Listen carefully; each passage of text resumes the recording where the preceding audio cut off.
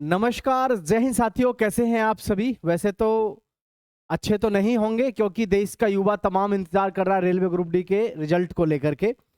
तो साथियों, क्या अपडेट है रेलवे ग्रुप डी के रिजल्ट को लेकर के और क्या अपडेट है कोर्ट के केस को लेकर के? फाइनली आप सभी के लिए वो गुड न्यूज़ आ चुकी है जिसका आपको बेसब्री से इंतजार था। ठीक है, आप सबने वैसे तो न्यूज़ देख ली होगी लेकिन मैं आपको उन सभी विद्यार्थियों को बताना चाहूंगा जिन्होंने अभी तक इस विषय में इंफॉर्मेशन नहीं देखी है। वैसे तो हर जगह इंफॉर्मेशन का कौतूहल मचा हुआ है कि भाई रेलवे ग्रुप डी का रिजल्ट कब आ रहा है, क्योंकि अखबार के माध्यम से सरकार भी बता चुकी है। देखिए साथियों, अगर आपने भी रेलवे ग्रुप डी में एग्जाम दिया है 2024-25 में, आप सबको ये पता है कि वास्तव में इस भर्ती के जैसा बवाल शायद ही कभी हुआ हो। पहले योग्यता पे बवाल हुआ कि योग्यता 10वीं रहेगी या आईटीआई। ठीक है, लंबे समय तक इसमें कोर्ट में केस चला तो यहाँ पर जो आईटीआई वाले बच्चे थे वो अपनी तैयारी नहीं कर पाए क्योंकि उनको लगता था कि भैया हमारे पक्ष में केस आएगा तो जो है सारी की सारी वैकेंसी लगभग हमारे ही पक्ष में रहेंगी, तो इस वजह से उनकी तैयारी नहीं हो पाई।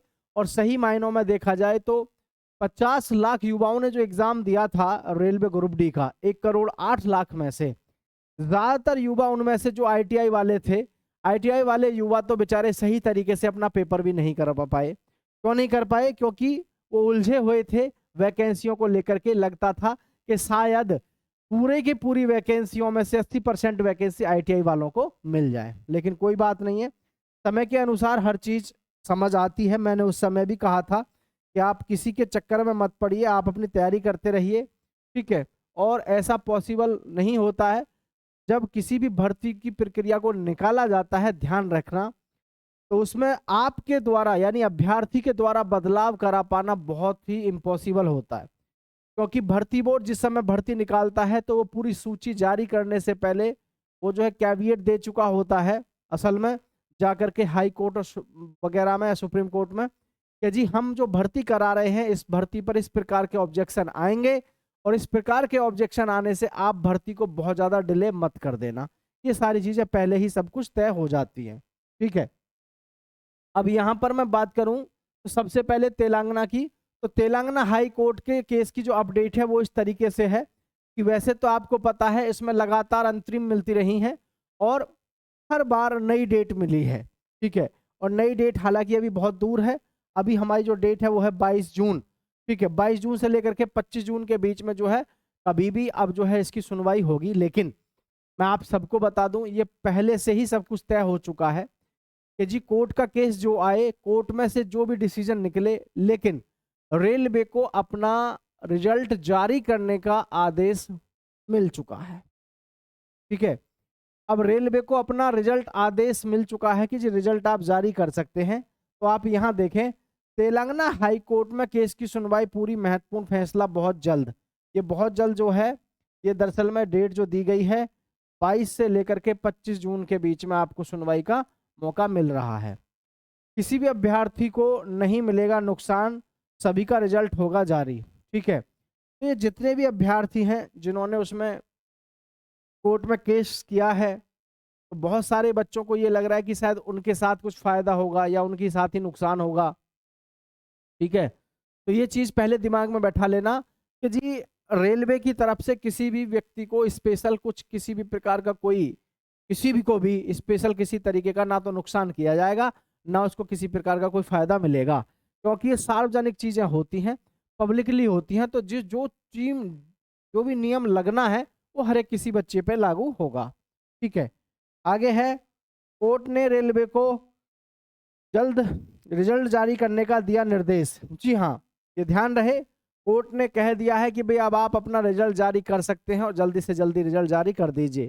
तो रेलवे की तरफ से भी ये बयान आया था जिस समय पे कोर्ट की तरफ से फैसले के लिए आया कि आप अपना रिजल्ट जारी कर दीजिए। तो रेलवे ने एक ही बात कही थी कि जी हमारी तरफ से रिजल्ट बिल्कुल प्रक्रिया हमारी पूरी कंप्लीट हो चुकी है और जैसे ही आप फाइनल कोई डिसीजन देते हैं तो हम तो जो है अपना रिजल्ट जारी कर देंगे।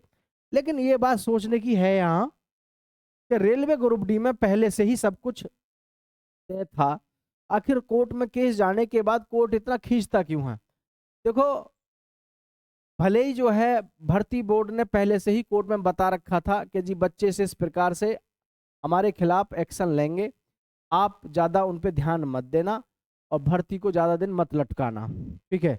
लेकिन फिर भी कोर्ट को अधिकार नहीं है कि अगर कोई कंप्लेंट करे उसकी बात को ना सुने।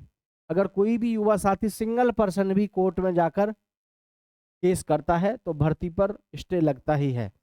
जहां पर 50 लाख युवा हों, 50 लाख युवाओं ने जहां पर पेपर दिया हो, उनमें से कोई ना कोई ऐसा तो होता ही है जिसको समस्या आ जाती है इतनी बड़ी भर्ती में, ठीक है। तो ये क्या है, कोई ना कोई जाकर के कंप्लेंट डाल देता है तो भर्ती इस वजह से रुक जाती है। अब सबसे मेन चीज़ ये है, जो 50 लाख युवा जिसने एग्ज़ाम दिया है, इसमें से जो हमारे ऐसे जितने भी युवा साथी हैं जिन्होंने अप्रेंटिस कर रखी है, सबसे ज़्यादा परेशानी वहीं से हुई है। और उनकी बात सही है अपनी जगह, वो गलत नहीं है। उनका कहना बिल्कुल स्पष्ट है कि जब हमको आपने अप्रेंटिस कराई, 1 साल हमने आपके यहाँ दिया, रेलवे में हमने ट्रेनिंग करी और 7-8 हज़ार रुपये मात्र जो है हमको मिले, है ना, ट्रेनिंग करने के। अब ट्रेनिंग खत्म होने के बाद अब वो कहाँ जाएंगे? अब उनका जीवन में वो किस ट्रेन में जाकर के काम करेंगे? उनके पास में एक यही अपॉर्चुनिटी होती है कि भाई चलो रेलवे ग्रुप डी में भर्ती आएगी, उसमें हम भर्ती हो जाएंगे, हमको फ़ायदा मिलेगा। इस वजह से जो है सबसे ज़्यादा बच्चा उसमें अपना फॉर्म भर देता है, ठीक है। इसी वजह से बच्चा अप्रेंटिस करता है कि ना जाने हमें मौका मिल जाए किस चीज़ का, भर्ती होने का, और वही उनका हक छीन लिया जाए। यानी कि पहले इनको बहुत अच्छा रिजर्वेशन मिलता था अप्रेंटिस करने वाले बच्चों को, लेकिन इस भर्ती में जो है अप्रेंटिस को लेकर के नई खबरें आई और इनको लगा कि भाई हमको अच्छे तरीके से मार्क्स नहीं दिए जाएंगे, तो इन्होंने पहले इसलिए केस डाल दिया, ठीक है। अब ये सारी चीज़ें जो आपने देखी हैं कि रिजल्ट की देरी को लेकर के, तो देखो ये हकीकत है और ये आप सबको मैं पहले भी बता चुका हूँ कि रेलवे ग्रुप डी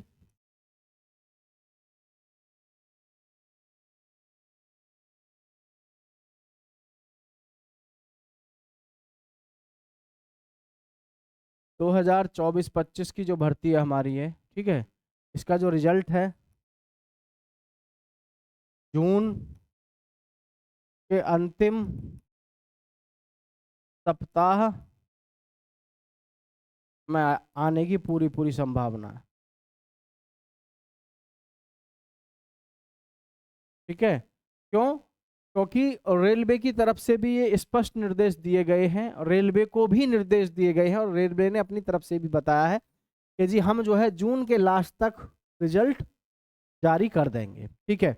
तो जिन भी युवा साथियों का लगभग 55 का स्कोर है और लगभग 55 से लेकर के इस तरीके से है, 55 से लेकर के 65 और 65 से लेकर के 70, है ना, तो ये बच्चे अपनी तैयारी करते रहें फिजिकल की, ठीक है।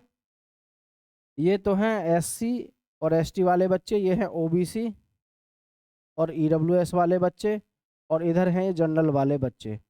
हालांकि हर जोन की कट ऑफ तो बहुत कम भी जाएगी, बहुत सारे जोन ऐसे रहेंगे जिनकी कम भी जाएगी, लेकिन एक मोटा मोटा आंकड़ा जो मैं आपको देता आ रहा हूँ वो यही है कि आपकी जो कट ऑफ है वो लगभग जो रहेगी, यहीं से शुरुआत होनी है 55 से। तो आप अपने फिजिकल की तैयारी में लगो, इधर उधर बहुत ज़्यादा दिमाग भटकाने की ज़रूरत नहीं है, क्योंकि अब आपका रिजल्ट बहुत ज़्यादा समय नहीं लेगा, बस आपके सामने आने को ही है।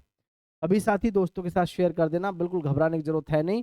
मैं फिर कह रहा हूँ, आपका जो फिजिकल है पूरी पूरी उम्मीद है कि जुलाई में आपका फिजिकल शुरू हो जाएगा।